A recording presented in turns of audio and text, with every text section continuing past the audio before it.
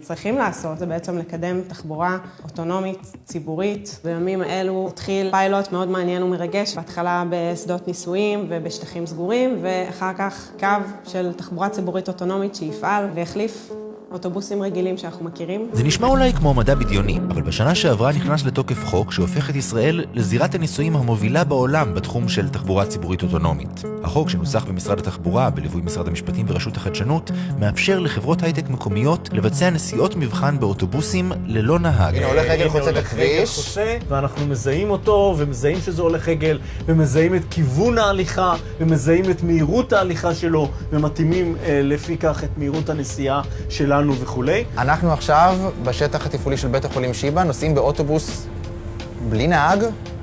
נכון.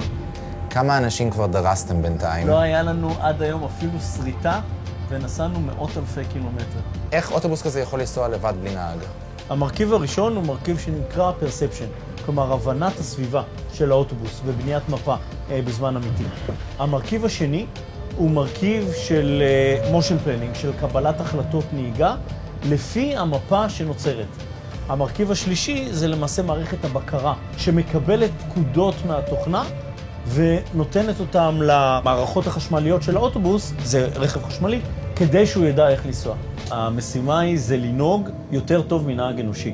נהג אוטונומי הוא לא מוסך, והוא לא עייף, והוא לא רעב, והנוסעים לא מעצבנים אותו. מתי אני אוכל פשוט לצאת מהבית, לחכות בתחנת אוטובוס, ויגיע אוטובוס לאסוף אותי בלי נהג?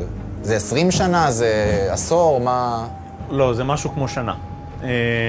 ב-2024 זה כבר יקרה.